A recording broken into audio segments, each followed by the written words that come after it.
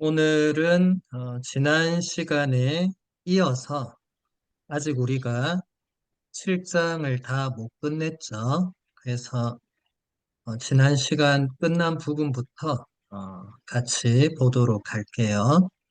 내적 체험의 그 부분부터입니다. 내적 체험에 너무 빨리 다다르려는 사람은 참되지 않고 기만적인 감정들에 굴복할 위험에 빠지게 됩니다. 하느님께서는 당신의 은총을 원하는 사람에게 원하는 만큼 원할 때에 주십니다. 교부들은 환시를 보기를 갈망하는 사람들의 독특한 방식을 신뢰하지 않았습니다.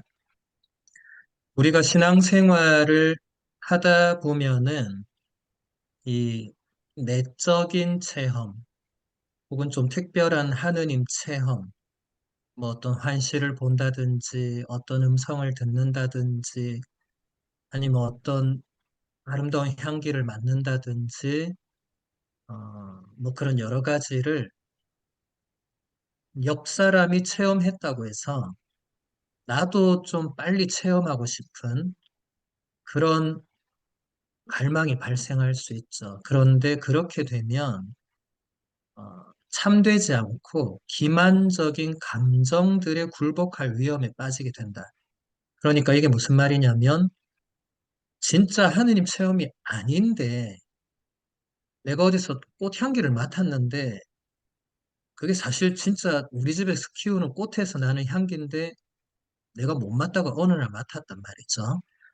그래서 성모님이 드디어 나에게 향기를 주셨구나. 이런 식으로 혼자 착각하거나 그럴 수 있다는 거예요.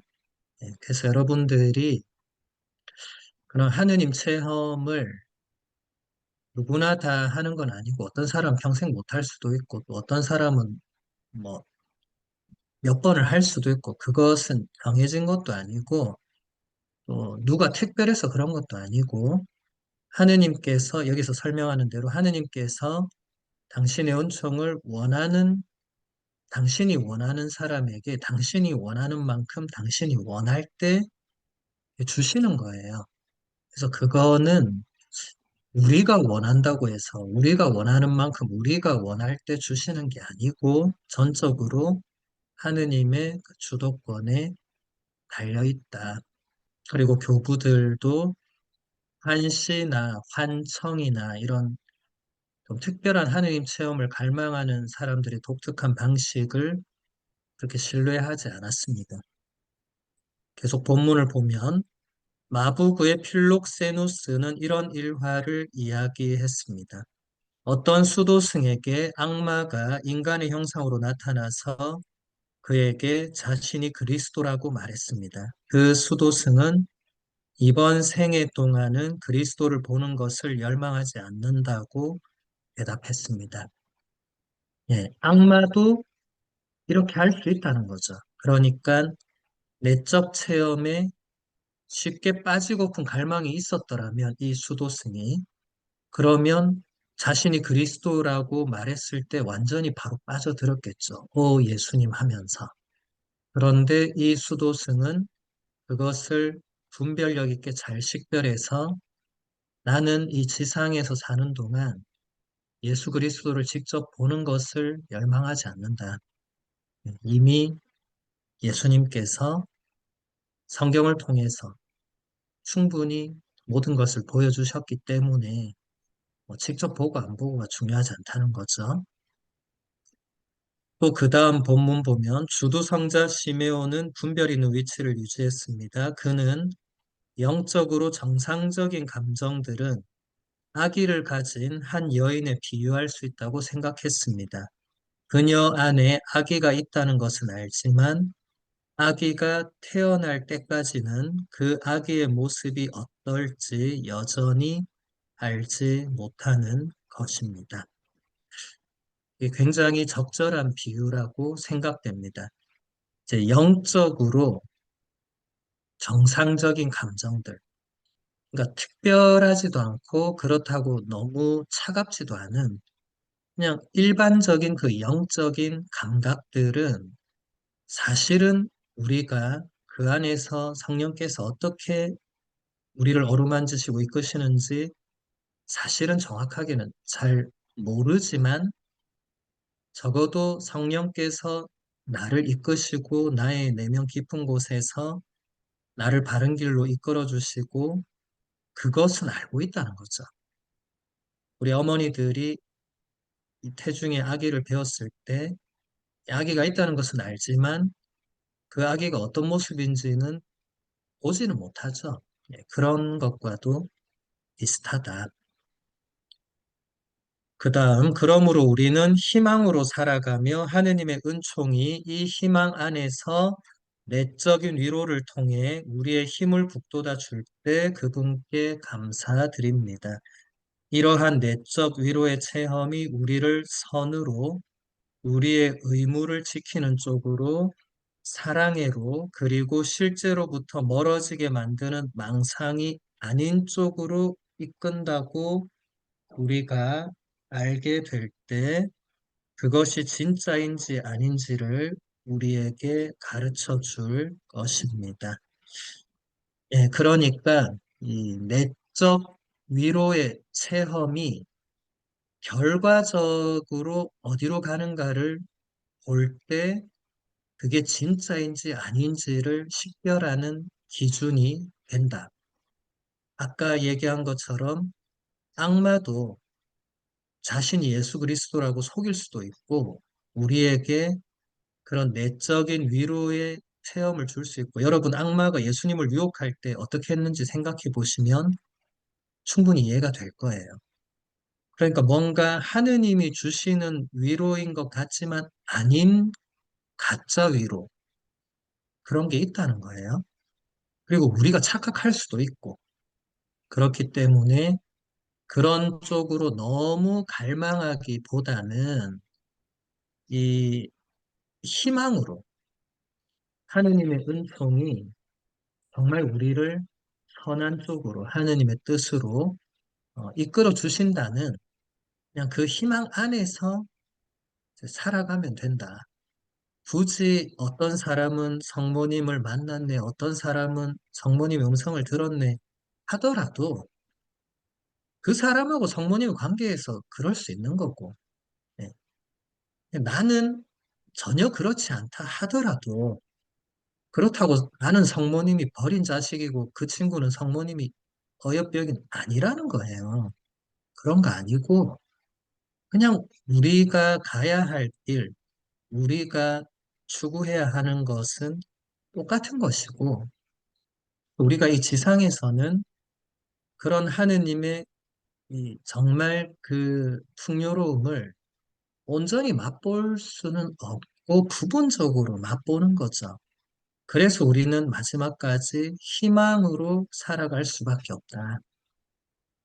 그래서 우리 그리스도교의 희망에 대해서 우리 위대하신 전임 교황님이죠. 베네딕토 16세 교황님, 예, 지난 세기 최고의 신학자 중에 또 한 분이셨죠. 그래서 그분이 우리 그리스도교의 가장 근본이 되는 향주 삼덕, 믿음과 희망과 사랑에 대해서 어, 각자 따로 회칙을 발표하셨어요. 제일 먼저 사랑에 대해서 하느님은 사랑이십니다라는 회칙을 발표했고 두 번째로 희망에 대해서 희망으로 구원된 우리 그리고 마지막으로 믿음에 대해서 신앙의 빛이라는 회칙을 물론 신앙의 빛은 베네딕토 16세 교황님이 완성하지 못하시고 초안을 작성해 놓은 상태에서 프란치스코 교황님이 이어받아서 발표하셨죠. 그 세 회칙 중에서 희망에 관한 회칙이 바로 희망으로 구원된 우리입니다. 그래서 여기 각주 이번에 보시면 6항에서 베네딕토 교황님이 이렇게 설명하십니다. 주님은 나의 목자, 나는 아쉬울 것 없어라. 제가 비록 어둠의 골짜기를 간다 하여도 재앙을 두려워하지 않으리니 당신께서 저와 함께 계시기 때문입니다. 참된 목자께서는 죽음의 골짜기를 지나는 길까지도 알고 계십니다. 그 목자께서는 아무도 같이 갈 수 없는 완전한 고독의 길에서도 저를 이끌며 함께 하십니다. 목자께서 몸소 이 길을 지나가셨습니다. 목자께서 죽음의 나라로 내려가시어 죽음을 이기셨으며 이제 우리와 함께 하시려고 그리고 우리에게 당신과 함께하며 나아갈 길을 찾을 것이라는 확신을 주시려고 돌아오셨습니다. 죽음에서도 우리와 함께 하시는 분이 계시고 그분의 막대와 지팡이가 저에게 위안을 주어 재앙을 두려워하지 않으리라는 자각은 신자들의 삶에 나타난 새로운 희망입니다. 굉장히 감동적인 말씀이시죠. 시편 23편은 우리 돌아가신 김수환 스테파노 주기경님이 가장 좋아했던 성경 구절이기도 하죠. 주님은 나의 목자, 나는 아쉬울 것 없어라. 이것이 우리 그리스도인들의 희망이라는 것입니다. 우리의 목자이신 예수님께서 우리가 정말 아무도 없는 쓸쓸하고 황량하고 그런 깊은 어둠 속에 있다 하더라도 우리가 신앙생활을 하다 보면 신앙의 어둠 밤을 걸어갈 때가 많죠. 그렇다 하더라도 그 순간에도 우리의 목자이신 예수님께서 우리와 함께 계시고 우리를 이끌어 주실 것이라는 그 희망. 이것이 우리 그리스도인이 마지막까지 지녀야 할 진짜 희망이고 가장 근본적인 내적 위로가 된다는 것입니다. 그 다음 8장으로 넘어가서 영혼의 구원을 같이 보도록 하겠습니다. 바실리오 성인은 이렇게 말합니다. 우리는 영혼을 돌보는 모든 일과 마치 영혼이 육체적인 욕망들에 매여 있는 장수와도 같은 감옥에 있는 것처럼 철학을 통하여 영혼을 자유롭게 하는 일에 전념해야 합니다. 철학을 통해 영혼을 자유롭게 한다. 이것은 고대 철학의 이상이었죠.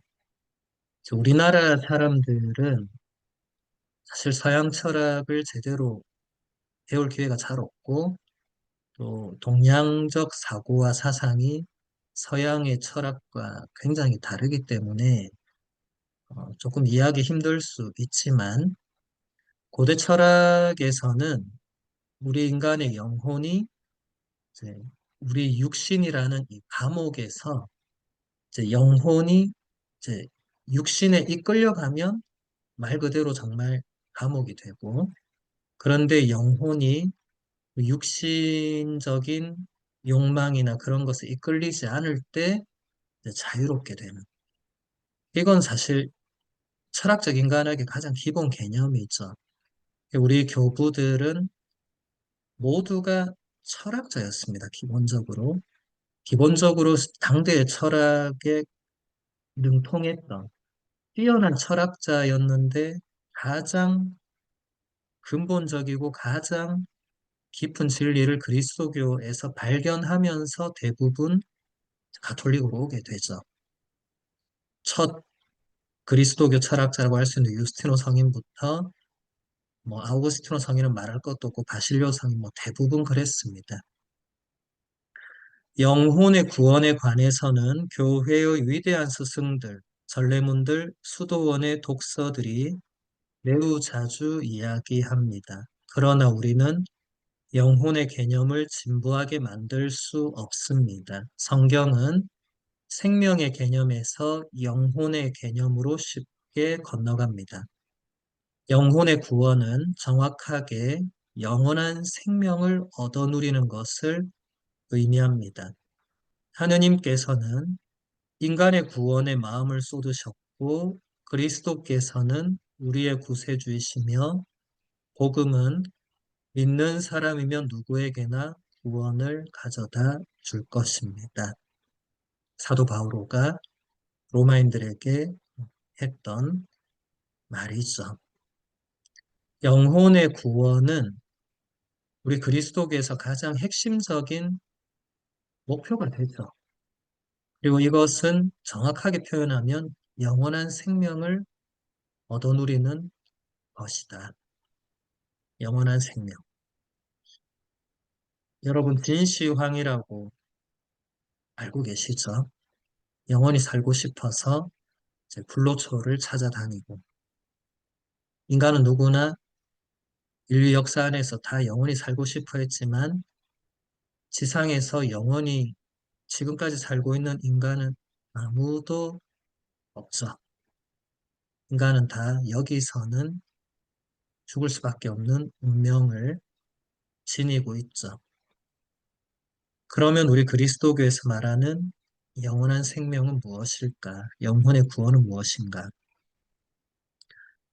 구원받는다는 것은 우리가 처해 있는 죽음의 위험이라는 험난한 상황으로부터 멀리 가는 것입니다. 이 상황은 우리 모두가 처해 있는 것입니다. 앞서 인용한 본문에서 바실료 성인이 한 것처럼 복음을 필요로 하는 영혼의 구원을 철학자들의 가르침에 비유하는 것은 쉬운 일이었습니다. 그러나 이것은 육신의 부활을 소홀히 할 수 있는 위험에 빠질 수가 있었습니다. 교부들은 이것을 알고 있었고 그들이 학교에서 배웠던 플라톤의 본문들을 인용하면서도 전체 인간의 구원을 믿는다는 것을 인지하고 있었습니다. 예, 교부들은 학교에서 그 시대 학교는 다 철학을 배우는, 수사학을 배우는 학교들이었죠. 그래서 교부들은 소크라테스나 플라톤, 아리스토텔레스 같은 고대 철학자들을 매우 잘 알고 있었죠. 그런데 이 고대 철학과 또 영지주의 같은 이 철학과 여러 가지 신비 사상을 혼합시킨 이단이나 이런 것들에서 영혼과 육신을 분리시키는, 그래서 육신은 점점 더 어, 죄악시하고 소홀히 하고 이제 감옥같이 여기고, 그래서 영혼만 구원받으면 되는, 이제 육신은 어차피 죽음의 끝이니까.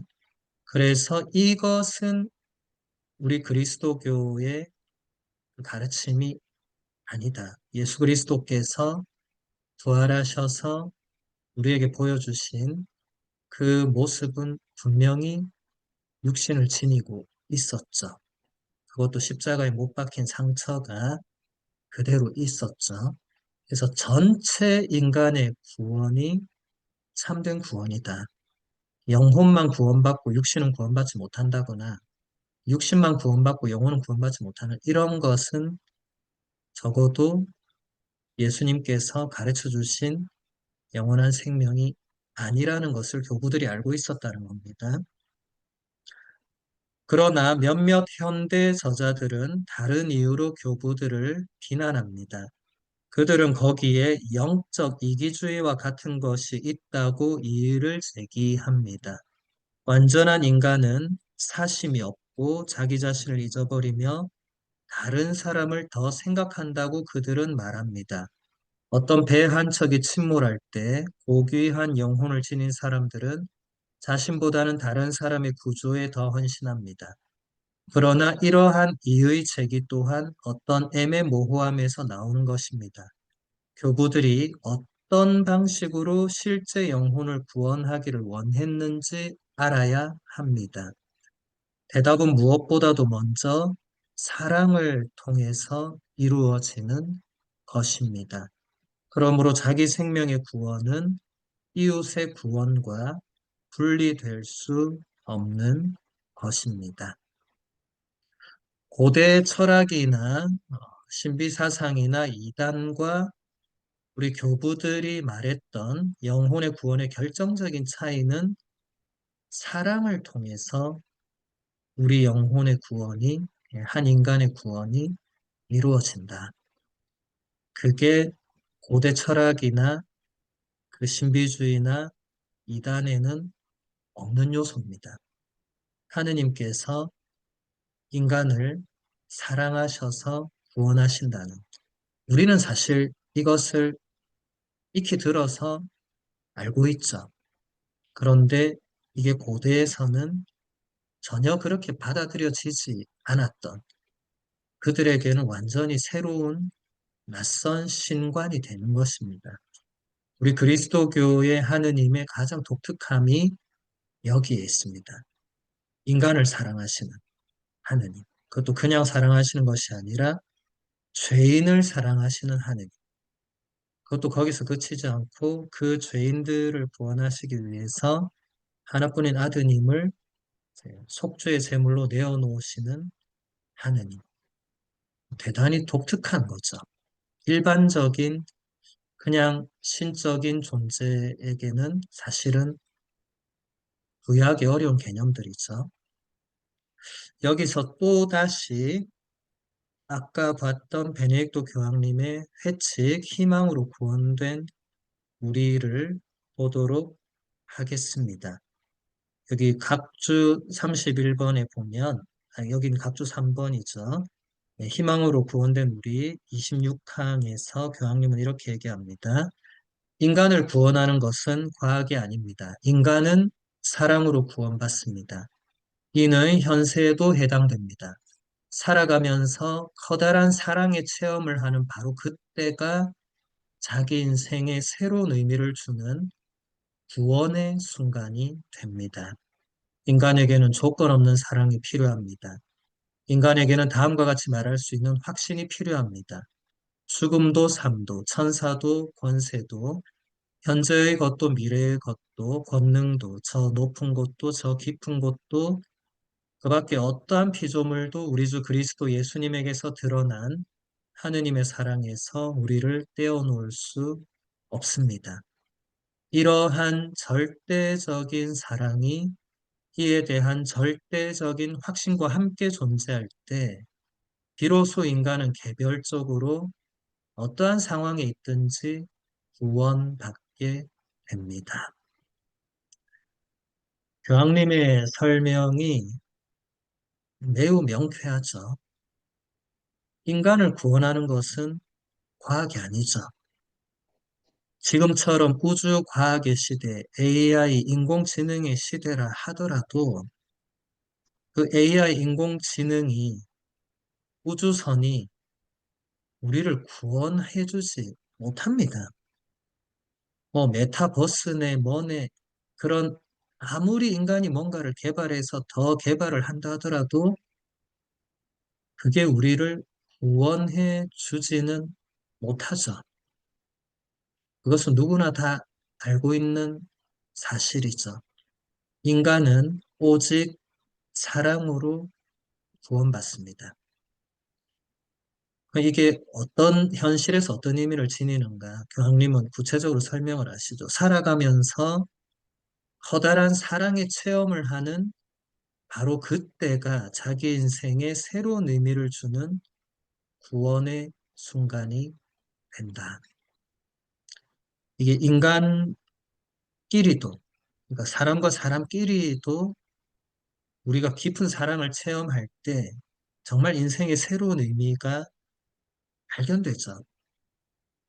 그것도 어떻게 보면 구원의 순간이 되겠지만 인간이 인간을 구원할 수는 없기 때문에 하느님이 인간에게 주시는 그 사랑을 체험할 때 내가 정말 하느님께 사랑받고 있다는 것을 느끼거나 깨달을 때 그때가 바로 구원의 순간이 되는 거죠.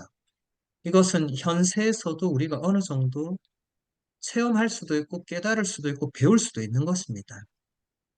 이미 사도 바오로가 여기 교황님이 인용하신 것처럼 로마서 8장 38절에서 39절에서 죽음도 삶도 그 어떤 것도 하느님의 사랑에서 우리를 떼어놓을 수가 없다. 이 말씀은 바오로 사도뿐만 아니라 그 후대의 수많은 순교자들에게 가장 결정적인 말씀이었죠. 그래서 그분들은 예수 그리스도를 증거하기 위해서 하나뿐인 목숨마저 기꺼이 내어놓을 수 있었죠. 왜냐하면 하느님의 사랑에서 갈라놓을 수 없다는 것을 너무나 잘 알고 있었기 때문에 그런 확신이 있었기 때문에 그런 것이죠. 그래서 그분들은 순교를 통해서 구원받은 거죠. 그래서 우리는 순교자들을 끝없이 기리는 것이죠. 우리도 지금 당장 뭐 순교하고 이런 게 아니더라도 하느님의 그 사랑을 내가 조금이라도 느끼고 깨닫는다면 우리는 구원받은 겁니다. 우리가 사실 구원에 대한 확신이 없는 사람들은 아직까지 하느님이 나를 얼마나 사랑하시는지 잘 모르거나 전혀 깨닫지 못하거나 그런 체험이 아예 없거나 뭐 그런 상태일 수 있죠. 근데 늦지 않았습니다.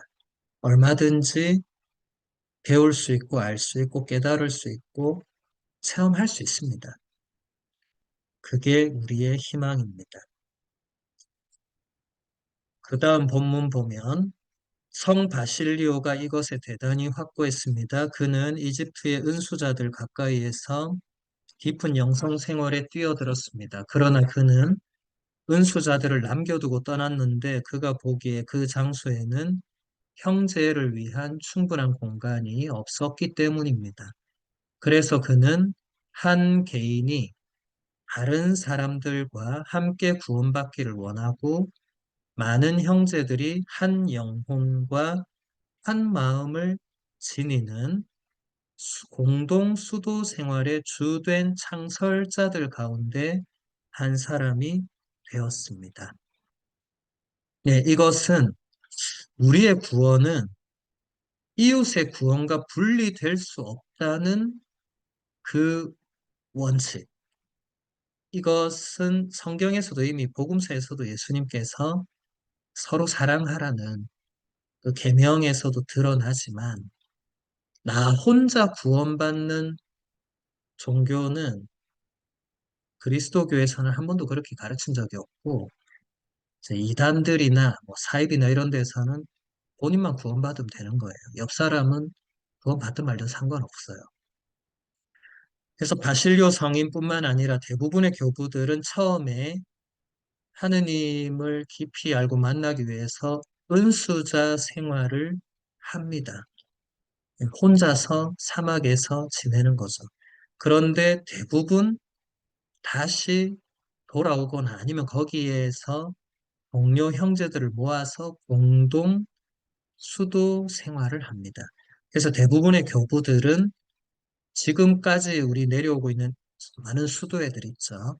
그 수도회들을 창설한 아버지들입니다. 수도 공동체의 규칙서를 직접 저술한 분들입니다. 바실리오 성인의 규칙서도 있고 아우구스티노 성인의 규칙서도 있고 베네딕토 성 규칙서 많아요.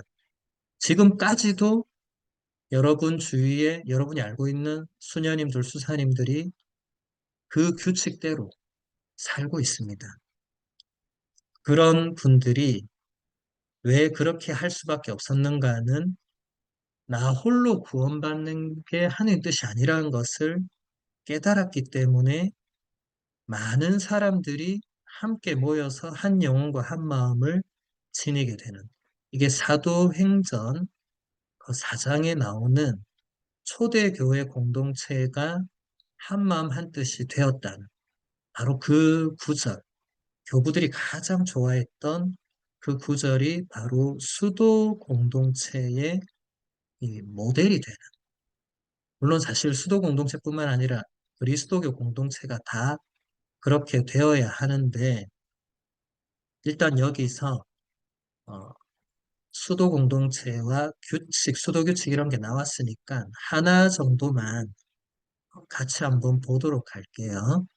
각주에 보면 아우구스티노 성인의 규칙서 1장 1절에서 2절 보면 성인이 이렇게 얘기를 합니다. 수도원 안에 살고 있는 너희가 지키도록 우리가 정한 규정들은 이러하다. 너희가 하나로 모여 있는 첫째 목적은 한 집안에서 화목하게 살며 하느님 안에서 한 마음, 한 뜻이 되는 것이다. 네. 그 밑에 이제 라틴어 원문을 제가 그대로 옮겨놨는데, 여기서 제가 라틴어문을 왜 옮겨놨냐면, 이제, 하나라는 이 라틴어 우누스거든요.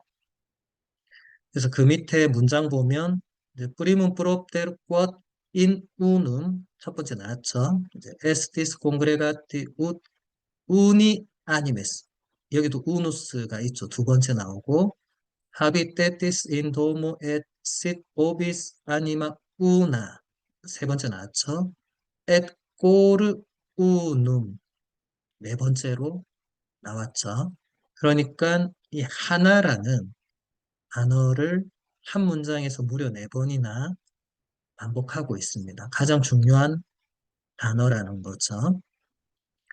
이제 그 밑에, 그 옆에는 이제 이태리어예요.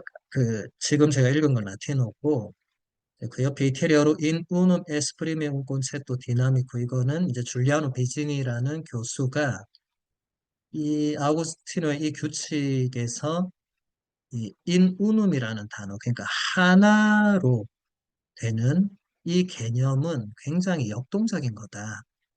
그 말을 하는 겁니다. 그 다음에 루니타 노네 초케시 드로바마 초케시 체르까, 이거는 이제 일치라는 것, 하나가 된다는 것은 그냥 모여 있다고 해서 하나가 되는 게 드러나는 게 아니고, 그것은 끊임없이 추구되어야 하는 것이다.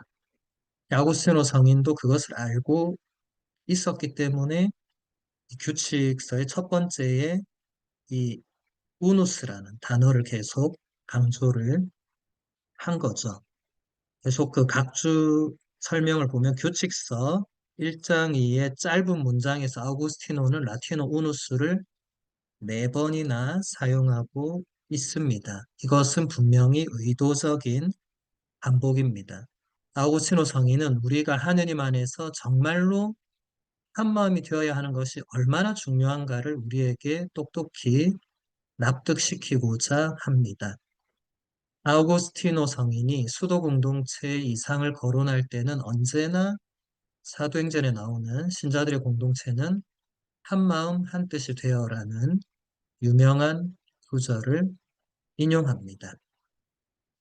공동체에 대한 아우구스티노의 이상이 특히 오늘날에도 적용된다는 사실은 의심할 여지가 없습니다. 현대 기계 문명 사회에서 인류는 더 깊은 인간관계 그리고 우정과 진정한 형제와 자매를 절실히 필요로 하고 있습니다. 오늘날 소외와 외로움이 심각합니다. 이것은 노년층에만 국한된 것이 아닙니다. 우리는 진정한 아우구스티노족 공동체 생활을 함으로써 인류를 소외감과 이기주의로부터 구할 수 있는 힘이 그리스도의 가르침에 있음을 증명해 보이도록 부름받았습니다. 아우구스티노 성인은 이제 4세기 말, 5세기 초 이제 인물인데, 이 아우구스티노 성인이 수도규칙을 쓴 것은 그러니까 1600년 전에 그 시대 한시적으로만 허용되고 지금은 적용되지 않는 그런 규칙이 아니고, 오히려 이 기계 문명 사회에서 인류는 옛날보다 훨씬 더 깊은 인간관계와 우정과 진정한 형제를 필요로 하고 있다는 겁니다. 왜냐하면 오늘날은 예전에 비해서 소외와 외로움이 더 심각해졌기 때문이죠. 기계 문명의 발달이 인간을 더 소외시키고 더 외로움을 깊게 만든다는 거죠. 이것은 비단 노년층에만 국한된 것이 아닙니다. 젊은 사람이라고 해서 전혀 소외되지 않고 외로움이 없고 아니죠. 이것은 이제 나이와 계층, 성별 이런 것을 뛰어넘고 있죠. 그래서 우리는 오히려 더 아우구스티노 성인이 얘기한 이 하나가 되는, 한 마음이 되는 이것이 가능하다는 것. 정말 이런 세상에서도 인공지능의 시대, 우주과학의 시대에도 오히려 본질적인 것은 변하지 않고 인간은 그래도 사랑으로 구원되고 서로가 한 마음이 되어 되는 것이 구원에 중요한 것이고 이런 것들을 우리가 보여주도록 부르심을 받았다는 우리의 소명이라는 것입니다.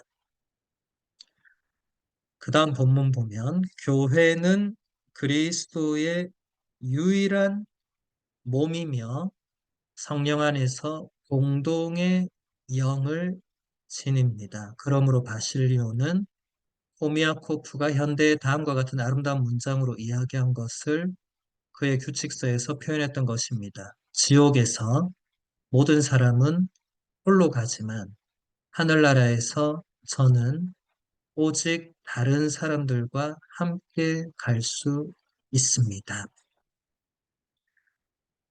예, 먼저 교회에 대해서 교회는 그리스도의 유일한 몸이다. 이게 무슨 말인가?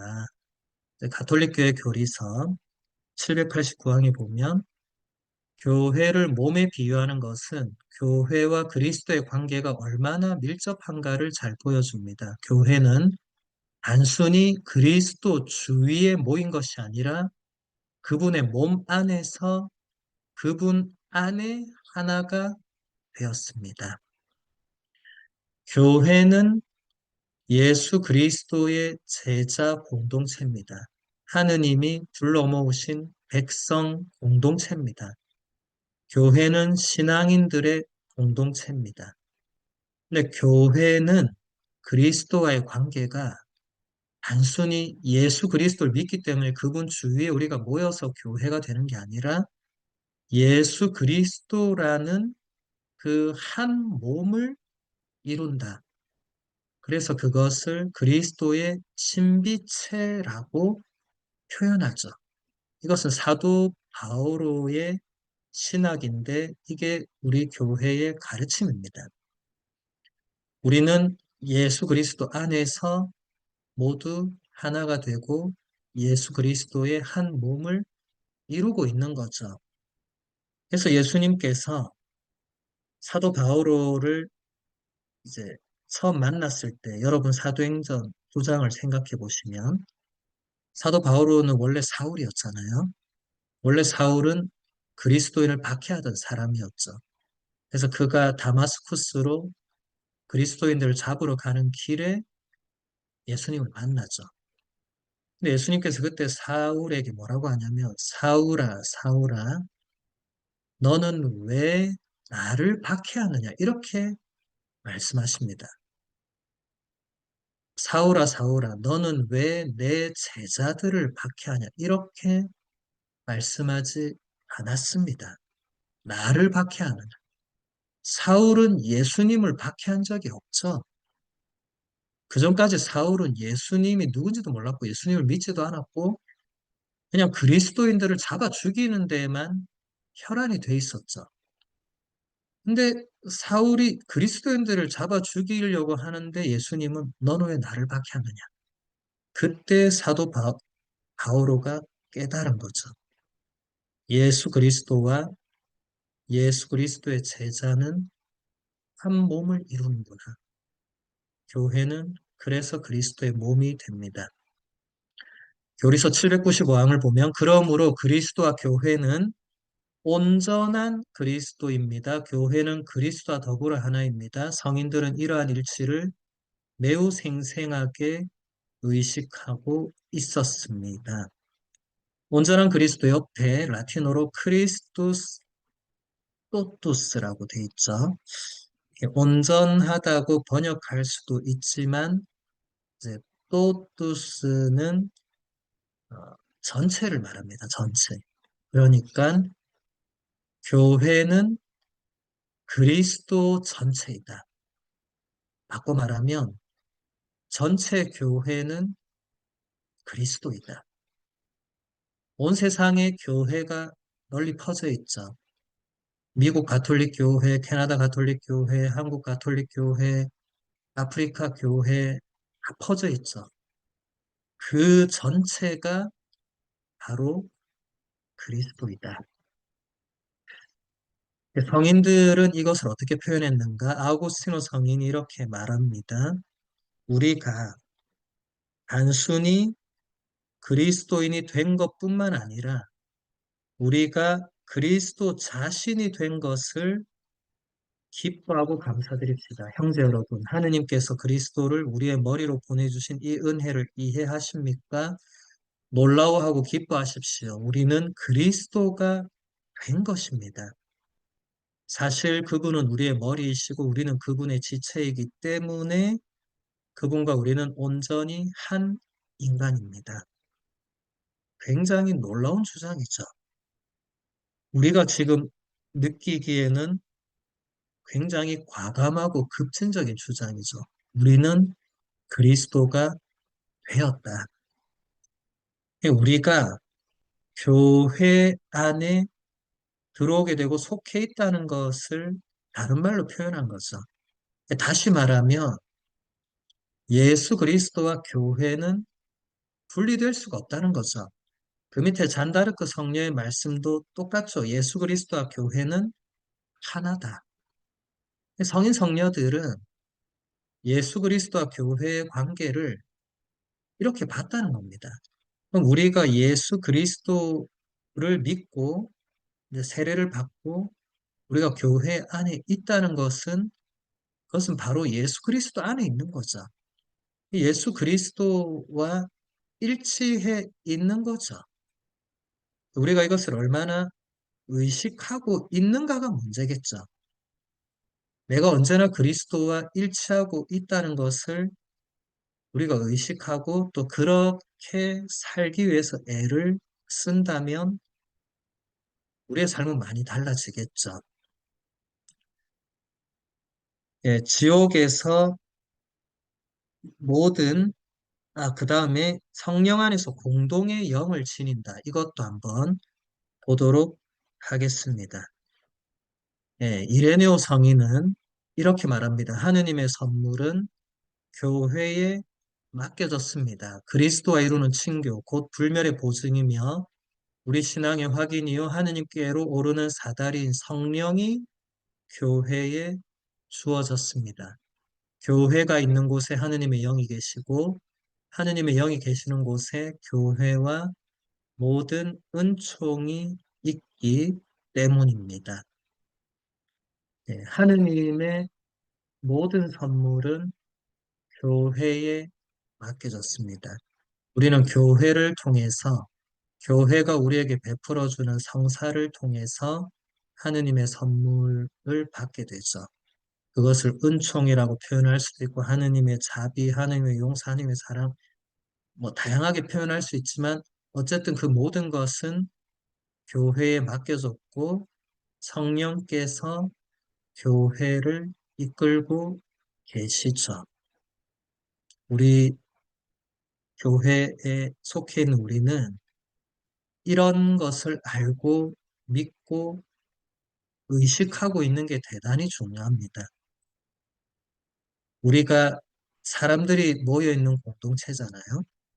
그래서 우리가 교회 안에 속해 있어도 우리가 보기에는 엉망으로 혹은 뭔가 맞지 않는 방향으로 나아간다고 보여질 수 있죠. 교회가 왜 이런 방향으로 나아가는가라고 생각될 수 있죠. 우리가 마지막까지 놓쳐서는 안 될 것은 2000년 동안 우리 교회가 때로는 인간적으로 실수하고 오류에 빠지고 어둠에 빠지고 잘못된 길을 걸을 때가 있었지만 그럼에도 불구하고 언제나 성령께서 우리 교회를 이끌어 오셨다는 것이 우리의 믿음이고 확신입니다. 그래서 교회는 2000년 동안 한 번도 무너지거나 망하거나 없어지거나 그런 적이 없었죠.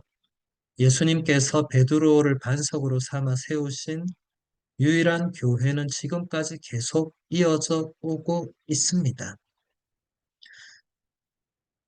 그 다음 코미아코프가 말했던 지옥에서 모든 사람은 홀로 가지만 하늘나라에서 저는 오직 다른 사람들과 함께 갈 수 있다. 이게 사실 모든 교부들이 말했던 것이죠. 이것을 현대의 아베 피에르 신부님 다 기억하실 것입니다. 지난 세기에 프랑스에서 가장 국민적인 존경을 받았던 신부님이시죠. 엠마우스 공동체를 설립해서 전 세계에 정말 수많은 가난한 사람들을 어, 지금도 그 공동체가 도와주고 그 공동체 안에서 가난한 사람들이 살아가고 있죠. 피에르 신부님의 여러 책 중에서 우리에게 잘 알려진 한국에도 번역 출판되었던 단순한 기쁨이라는 책이 있죠. 그 책의 한 부분을 같이 보도록 하겠습니다.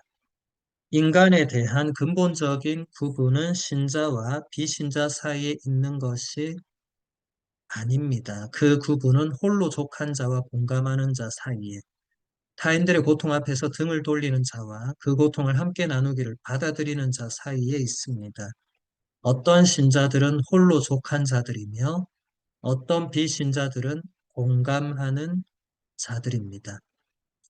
타인은 지옥이다라고 사르트르는 썼습니다. 나는 마음속으로 그 반대라고 확신합니다. 타인들과 단절된 자기 자신이야말로 지옥입니다. 너는 홀로 족하기를 원하며 살아왔다. 그러니 홀로 만족하거라. 그와 반대로 천국은 무한한 공감이 이루어지는 곳입니다. 그것은 하느님의 빛에 에워싸인 채 나누고 교환하는 데서 오는 기쁨입니다. 영원한 생명은 죽음 뒤에 시작되는 것이 아닙니다. 그것은 우리가 타인들의 기쁨과 고통을 함께 공감할 것인가, 아니면 자기 자신에게 만족한 채 매일매일을 살아갈 것인가를 선택함으로써 지금 이 순간 바로 현재의 삶에서 시작되는 것입니다. 하느님께서는 우리를 심판할 일이 없을 것입니다. 우리 각자가 만든 자기 자신의 모습, 즉 홀로 만족한 자인가 아니면 공감하는 자인가를 보게 되는 광명의 순간이 바로 심판이 될 것입니다. 인간은 이미 자기 자신의 심판관이며 앞으로도 그러할 것입니다. 피에르 신부님이 이 얘기도 교부들의 그 사상이 그 안에 그대로 살아있죠. 예수님께서 우리에게 가르쳐 주신 계명과 복음 내용도 여기에 그대로 해당됩니다. 나 홀로 구원받고, 나 홀로 만족하고, 나만 잘 살면 되고, 나만 배부르면 되고, 이런 것은 적어도 그리스도교에서는 존재할 수가 없습니다. 공감하느냐, 홀로 만족하느냐. 이것이 천국과 지옥을 가르는 결정적인 기준이 된다는 겁니다. 물론 현대 철학자 사르트르는 타인은 지옥이다라고 말했습니다. 그런 경험을 우리는 합니다. 정말 지옥을 만드는 타인들이 있죠. 하지만 근본적으로는 그렇지 않다는 겁니다. 우리 그리스도교의 가르침은. 그게 타인이 모두가 지옥이 되는 게 아니고 정말 우리가 서로 사랑하고 공감하고 그렇게 함께 하는 그 기쁨은 지옥이 될 수가 없는 것이죠. 오히려 반대로 다른 사람과 공감하기를 거부하고 다른 사람과 나누는 것을 거부하고 나 혼자만 살려고 하는 그것이 오히려 지옥이 된다는 겁니다. 그래서 우리는 천국에서는 혼자서 그냥 기뻐하는 그런 천국은 그리스도교의 천국이 아니다. 함께 기뻐하고 함께 하느님을 뵙고 함께하는 지상에서도 마찬가지죠. 우리가 본당 공동체나 수도 공동체에서 함께하기 어려운 사람들은 분명히 있습니다. 없을 수 없습니다.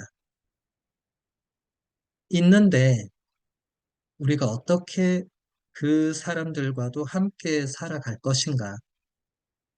그게 우리의 참된 신앙 생활, 참된 수도 생활의 시작이 됩니다. 그런 어려움이 전혀 없다면 내가 깊이 성장할 수가 없고, 내 사랑이 깊어질 수가 없고, 하느님께서 우리에게 원하시는 참된 사랑이 무엇인지를 제대로 깨닫기가 어렵게 됩니다. 그냥 나는 혼자서도 괜찮은데, 이 시대가 지금 그렇게 흘러가고 있죠. 그런데 그 결과는 지독한 소외와 외로움입니다. 사람들은 공감하지 못하고 공감받지 못하고 홀로 외롭게 살아갑니다. 그 외로움이 엉뚱한 방향, 나쁜 방향으로 표출되는 것을 우리는 매일의 뉴스를 통해서 보고 있죠. 우리가 함께 가지 않으면 무서운 결과들이 나올 수밖에 없는. 그게 지옥이죠. 여러분, 뉴스에서 보는 그게 지옥입니다. 물론 아름다운 뉴스를 볼 때 그건 지옥이 아니지만 뉴스에서 우리가 보고 듣게 되는 정말 끔찍한 어떤 결과물들은 인간이 그렇게 만들어내는 지옥이 되죠.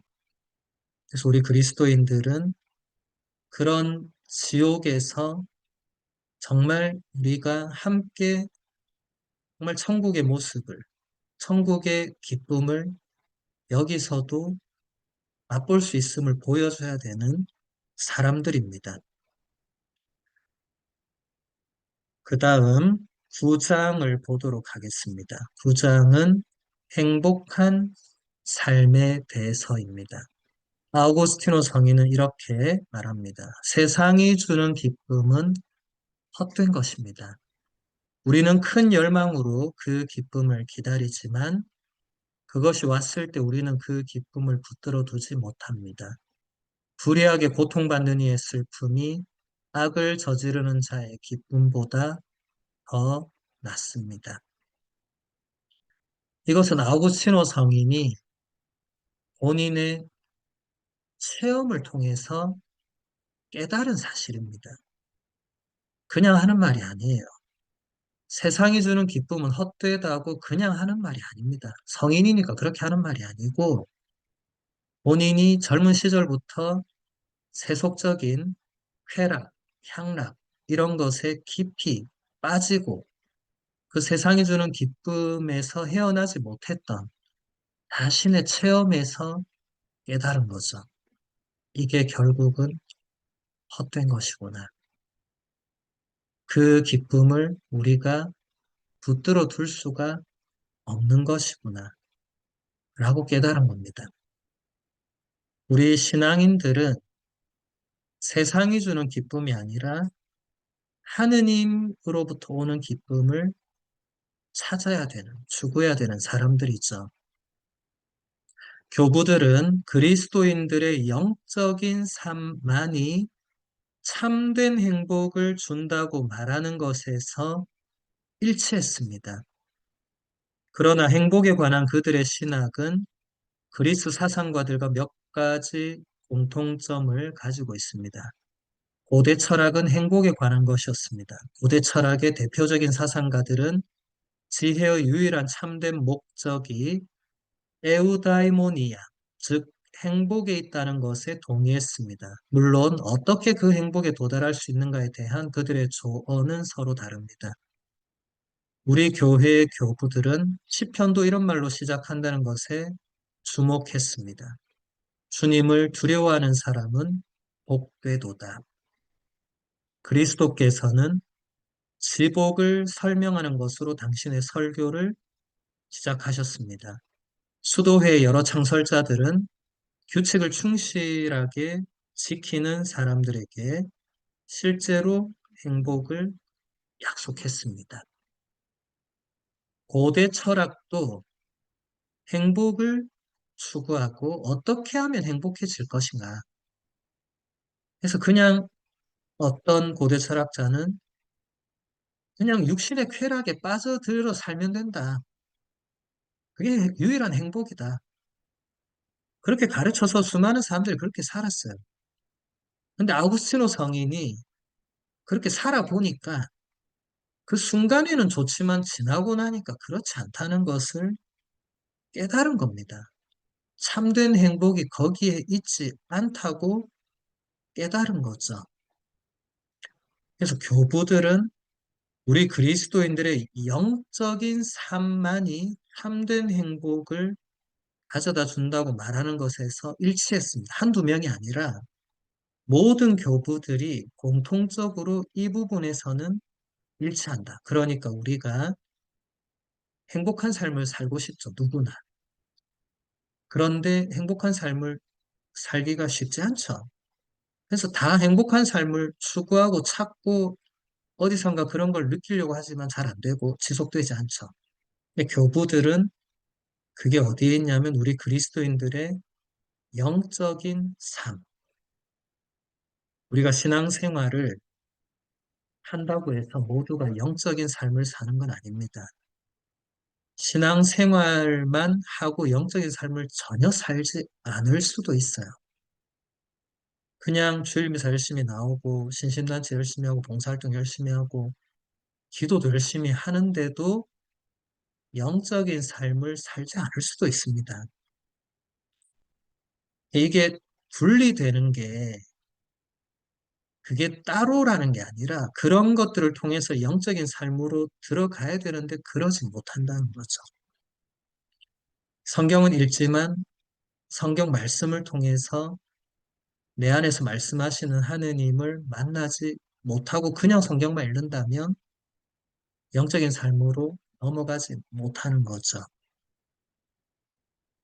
우리가 영성 생활을 한다는 것, 내적인 삶을 추구한다는 것, 이것은 세례를 받았다고 해서 바로 되는 게 아닙니다. 이제 그때부터 시작이죠. 세례받기 전에는 기초적인 걸 배우고, 세례를 받고 나서 그때부터 영적인 삶이 시작은 되는데, 많은 신자들이 보면 시작한 이후에 더 이상 깊이 들어가는 그게 안 되고, 그냥 계속 그 초심자, 그러니까 세례받은 지 얼마 안 된 그 신자의 상태에 머물러 있는 경우가 많습니다. 그러니까 영적인 삶으로 계속 들어가는 이것이 쉽지 않은 거죠. 이것은 그 신자들만의 탓이나 문제가 아니라 이제 여러 가지 다른 요인들이 있겠죠. 그 다음 본문 보면 이러한 외적인 격려들을 넘어서 교부들은 그럼에도 불구하고 의문이 훨씬 더 깊다는 것을 잘 알고 있었습니다. 유일하고 참된 행복은 하느님에게서 찾을 수 있고 오직 그분과 일치되어 있는 사람만이 찾아낼 것이지만 또한 외적인 상태가 결핍된 곳에서도 찾을 수 있습니다. 가난한 사람들, 슬퍼하는 사람들, 박해받는 사람들이 복되다. 이것은 본질적으로 모순된 것입니다. 톨스토이는 그의 교훈적인 이야기들에서 어떻게 가난한 사람들이 행복한지 그 이유를 그들이 사유재산 때문에 걱정하지 않기 때문이고 박해받는 사람들은 그런 것에 전혀 신경을 쓰지 않기 때문에 행복하다는 등등으로 보여주려고 했는데 사실 이것은 복음적인 감각은 아닙니다. 복음은 이렇게 말합니다.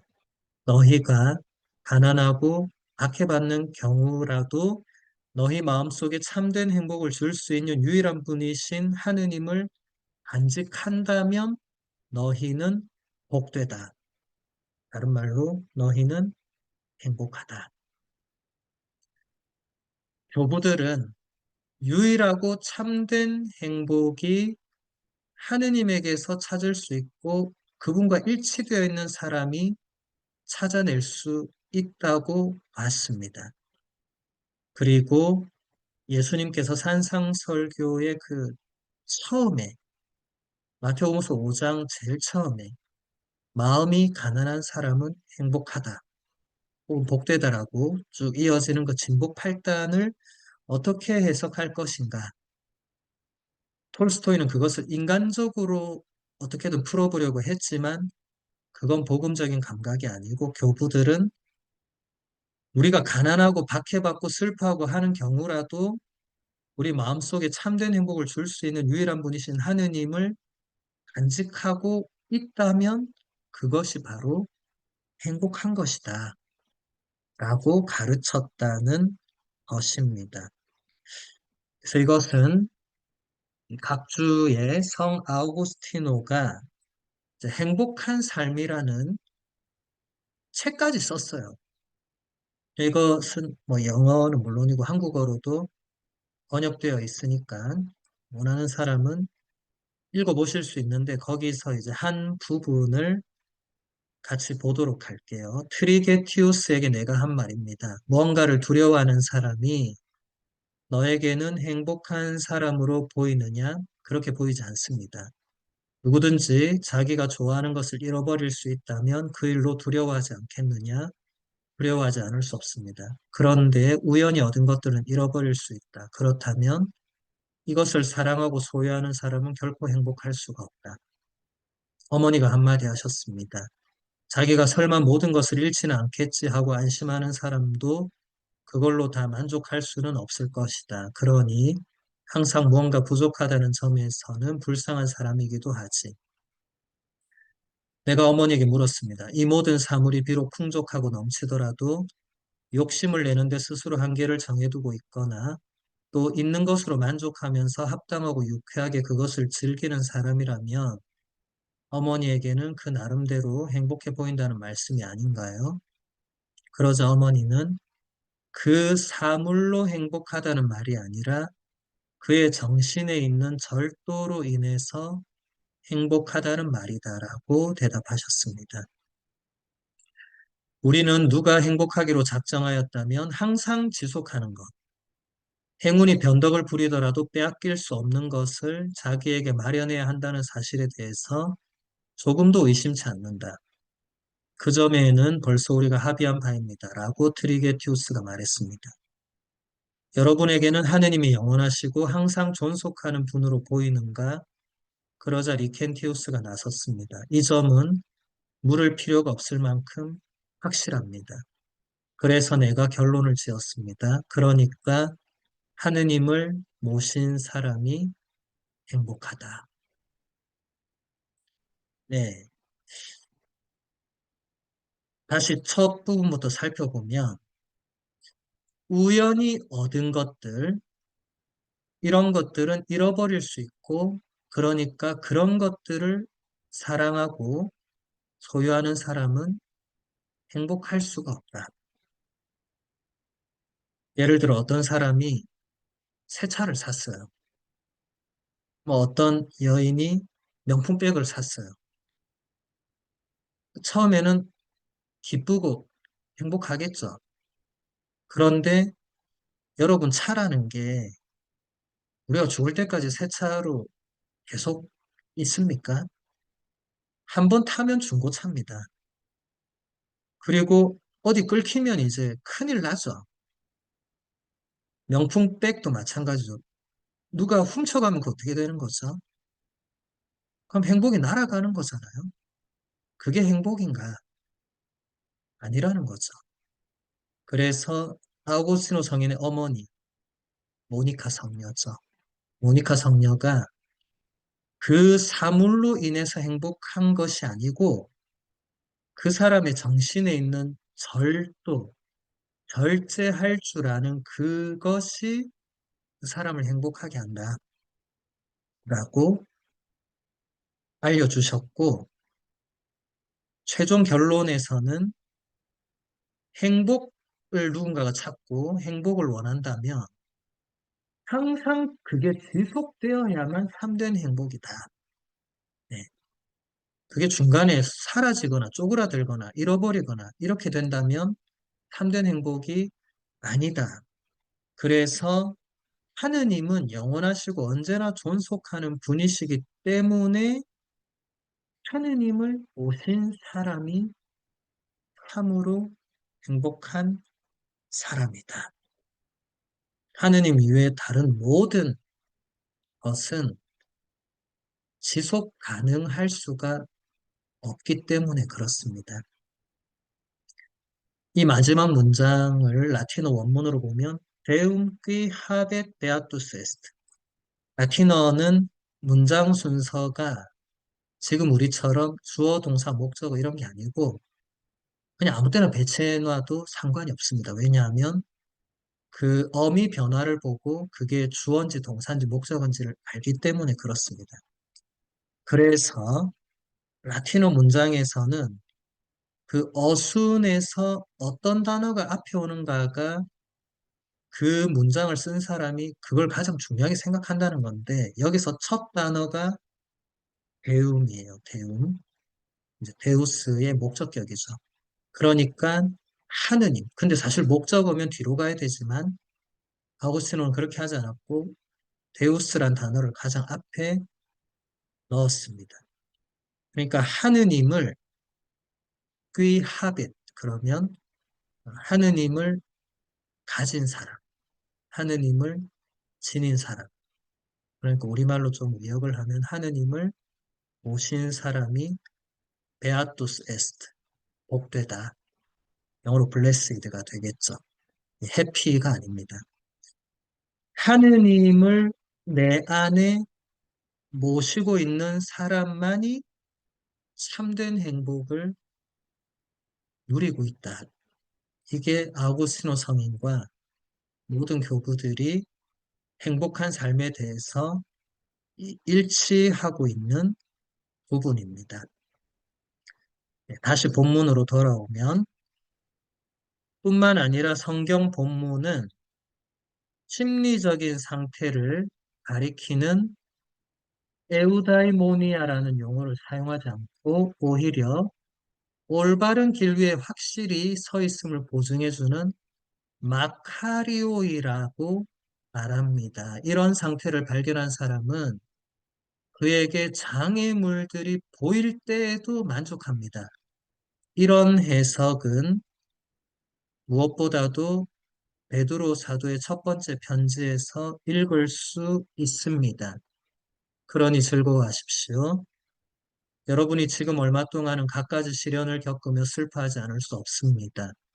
그러나 그것은 불로 단련을 받고도 결국 없어지고 마는 금보다 훨씬 값진 여러분의 믿음의 순수성이 예수 그리스도께서 나타나실 때 밝혀져 여러분이 찬양과 영광과 영예를 얻게 하려는 것입니다. 여러분은 그리스도를 본 일이 없지만 그분을 사랑합니다. 여러분은 지금 그분을 보지 못하면서도 그분을 믿기에 이루 말할 수 없는 영광스러운 기쁨 속에서 즐거워하고 있습니다. 여러분의 믿음의 목적인 영혼의 구원을 얻을 것이기 때문입니다.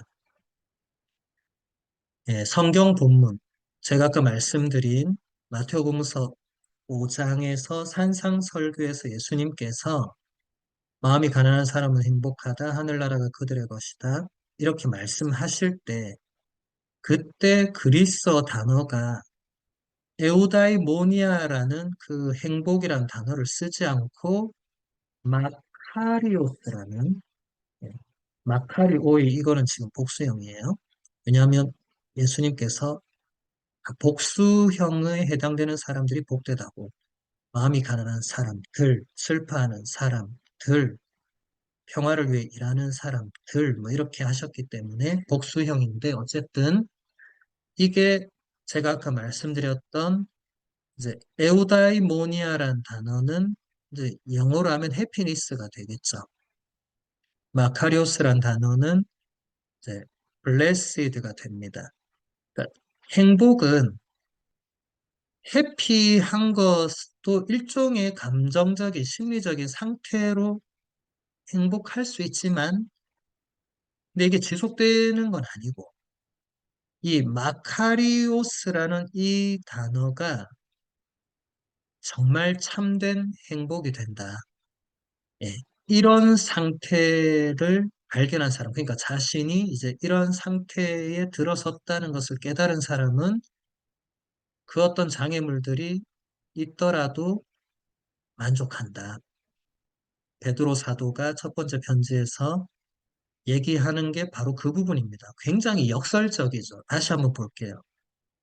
여러분이 지금 얼마 동안 갖가지 시련을 겪으면서 슬퍼하지 않을 수 없는데 즐거워해라. 기뻐해라. 왜냐하면 그 시련은 이 단련을 받는 믿음의 순수성이 단련을 받고 훨씬 더 깊어져서 예수님을 더 사랑하게 되고 그렇게 해서 더 참된 기쁨으로 가게 되고 그게 결국 우리 믿음의 목적인 영혼의 구원으로 이르게 되기 때문에 기뻐하고 즐거워하여라. 네. 우리가 이 세상에서 시련을 겪지 않을 수는 없지만 우리가 시련이 있다고 해서 삶이 고되다고 해서 되는 일이 없다고 해서 맨날 슬퍼하고 좌절하고 실망하고 한다면 지상의 삶에서 기쁨과 행복은 누릴 수가 없겠죠. 그리고 그런 조건에 한정된 기쁨과 행복은 사실은 찾아내기도 어렵죠. 왜냐하면 그 조건 자체가 다 어렵죠. 세상살이가 다 고되고 힘들지. 어떤 사람도 나는 세상살이 별거 없더라. 그렇게 누가 말해요? 다 정말 힘겹게 하루하루를 살아가고 있잖아요. 그런 상태에서만 기쁨과 행복을 찾는 것은 세상에서 추구하는 기쁨과 행복인 반면에 우리는 아까 아우구스티노 성인과 교부들이 얘기한 것처럼 하느님 안에서 우리가 그 어떤 상황에 있더라도 우리의 그 길을 인도해 주시고 이끌어 주시고 우리를 사랑해 주시는 하느님을 믿고 하느님을 내 안에 모시고 하느님과 함께 살아갈 때 우리는 기뻐할 수 있고 행복을 누릴 수 있다는 것입니다. 굉장히 모순적이고 역설적이지만 그렇습니다. 그것이 우리 가톨릭 교회의 그 많은 성인들이 그대로 우리에게 잘 보여준 것이죠. 그래서 여러분들이 이 지상의 삶을 우리가 살면서 시련과 고통과 생각지 못한 어떤 불행이나 이런 것을 피할 수 있는 사람, 혹은 그게 일어나지 않는다고 보장된 사람, 혹은 나에게는 잘 안 일어나서 참 다행이네. 그런 사람들은 없습니다. 대부분 다 자기만의 시련과 고통과 어둠과 불행과 이런 것이 다 있죠. 그럴 때 우리가 주님 나한테만 왜 이러시냐고 물론 인간적으로 따질 수는 있습니다. 여러분 구약의 욥기를 떠올려 보면 욥도 그렇게 했지만 욥기의 마지막에 욥의 그 고백을 생각해 보면 하느님은 욥이 생각했던 것보다 완전히 차원이 다른 분이셔서 욥이 뭐라고 하죠? 저는 당신에 대해서 제대로 알지도 못한 채 그냥 함부로 짓거렸다고 자신의 잘못을 고백하죠. 충분히 인간적으로 욥은 우리의 인간적인 모습을 보여준 거죠. 우리도 그렇게 인간적으로는 할 수 있지만 신앙인이라면 끝까지 그렇게 해서는 안 된다는 거죠. 그러면 우리보다 앞서간 그 수많은 성인들, 특히 순교자들은 무슨 바보 단체도 아니고 그냥 그렇게 어리석게 다 죽어나간 거 아니죠. 우리는 그들을 그렇게 생각하지 않죠. 세상이 볼 때는 어리석은 사람들 집합소였죠. 순교자들이. 우리에게는 그게 아니었죠. 참된 행복이 어디에 있는가를 누구보다 잘 알고 있었고 잘 보여준 분들이셨죠. 그래서 우리가 행복한 삶은 명품 백이나 고급 차나 큰 집이나 돈이 많은 것에나 이런 것에서 오는 게 아니다. 일시적으로 만족감을 줄 수 있고 뭐 기쁨을 일시적으로 줄 수 있겠지만 그것이 참된 행복은 아니고 우리의 참된 행복은 영원히 변하지 않으시는 하느님. 언제나 우리를 사랑하시고 우리를 받아주시고 우리의 목자가 되어주시는 그 예수님. 거기에 우리의 참된 행복이 있다. 이것이 우리의 믿음입니다. 오늘 강의는 여기서 마무리하겠습니다.